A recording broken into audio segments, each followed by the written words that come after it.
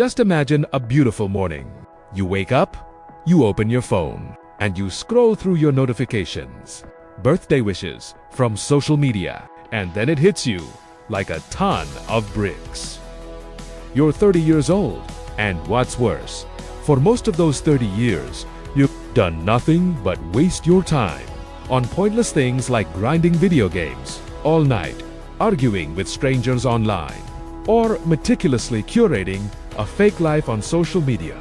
Trust me, that feeling is not pleasant at all. But wait, don't panic. You're still much luckier than me. Because instead of waiting until you're in your 30s to get hit by life's cold, hard truths, all you have to do is watch this entire video. I've packed all the hard-won lessons that took me 30 years of my life to figure out. And now, it'll only take you a few minutes to learn all of them. So, if you're feeling lost, directionless, or simply want to find a few tips to live a smarter life, then you've come to the right place. This video is going to be like a mini. I can't promise you a shortcut, but I can at least point out the pitfalls you should avoid and which paths are worth taking. Ready?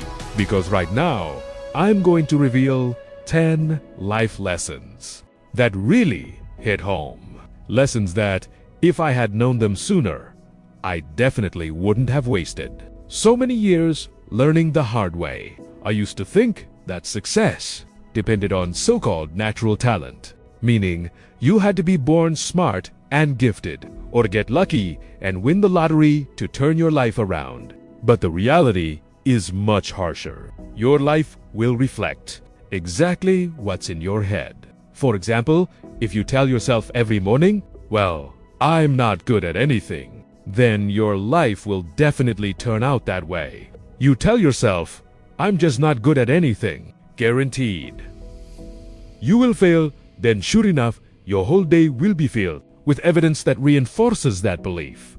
You get a bad grade and you think, see, I told you so. You get a disapproving look from your boss and you think, it's true, I really am useless. Your brain is like a colored filter. If you wear gray glasses, everything you see will look gloomy.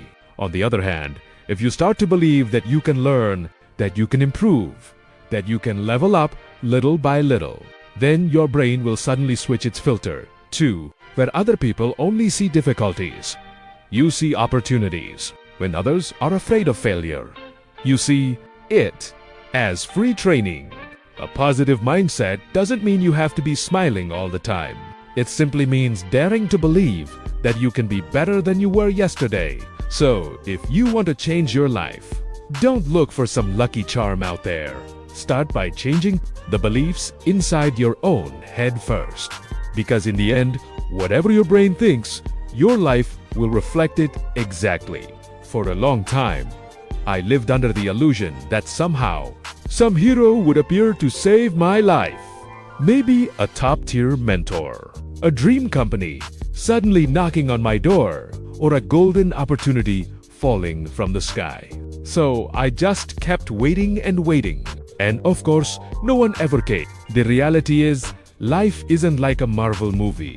There's no Iron Man flying down, and no superhero to carry you through all the drama, deadlines, or debt. The only person patient enough to carry you from A to Z is you. It might sound harsh, but it's a hard-earned truth.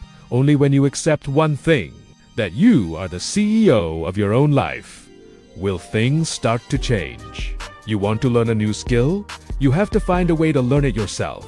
You want a better career? You have to be the only person patient enough to carry you from A to Z. It's just you. It might sound harsh, but it's a hard-earned truth. Only when you accept one thing, that you are the CEO of your own life, will things start to change. You want to learn a new skill? You have to find a way to learn it yourself. You want a better career? You have to find a way yourself. You want a better career? You have to take action yourself. Find your own opportunities. Don't wait for others to hand them to you. Consider it giving yourself a VIP pass because no one else is going to do it for you. The amazing part is, once you start taking responsibility 100% for your own life, you'll find you feel so much lighter. You'll no longer think it's because of your circumstances or someone else's fault. Instead, you'll think, okay, I haven't achieved it yet, which means I just need to keep trying. That feeling is both scary and liberating because you know, deep down, that your life is in your hands and no one else's. There was a long period where I lived on motivation alone. If I woke up and didn't feel motivated, that was it. I'd just pull the blanket over my head and go back to sleep. If I wanted to study, I had to wait for the right mood. To hit the gym, I had to watch a couple of motivational clips just to get myself out the door. I even thought that if I just found the right self-help book or that one perfect, deep quote, I'd get this massive energy boost and then suddenly work passionately for the whole year. But unfortunately, life doesn't work like that. Motivation is actually a lot like a crush. Sometimes it shows up and makes your whole world feel bright. Other times, it vanishes for a month, leaving you completely uninspired. Discipline, on the other hand, is like your truest best friend.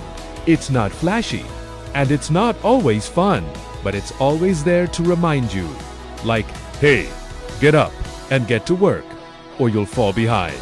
And then I realized those days when you feel like doing absolutely nothing are the most important test of all.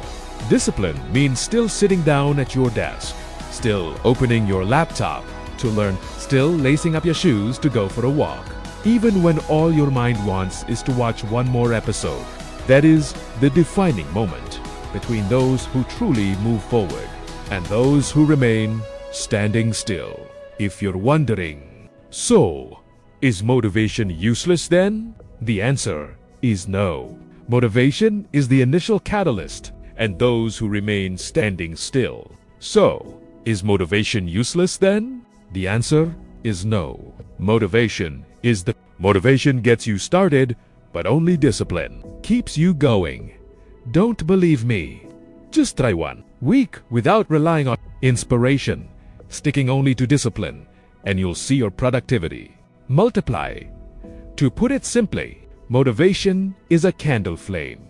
It burns for a while and then goes out. But discipline is a light bulb. Plug it in, and it's a sure thing, steadily guiding you to the finish line. When I first started out, I also had that disease of wanting success too quickly. I used to think, okay, one all-nighter will be my big break, and my life will turn a new page. But real life doesn't work like it does in the movies. Real life is more like a grinding game. There's no more skip button, only accumulating points every single day.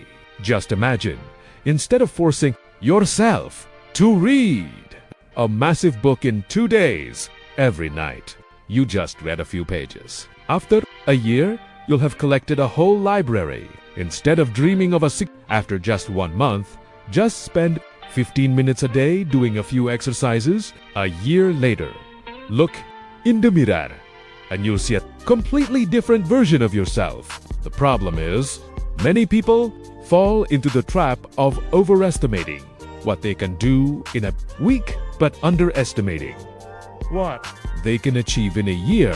So they get disappointed and give up halfway, when in reality, you only need 1% of progress each day.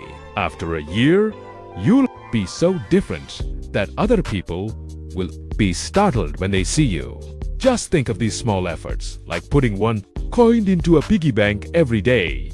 The first day, it seems like nothing, but a year later, the pig is heavy, and when you open it, you find a small fortune. Life is just like that. You don't need a magical leap.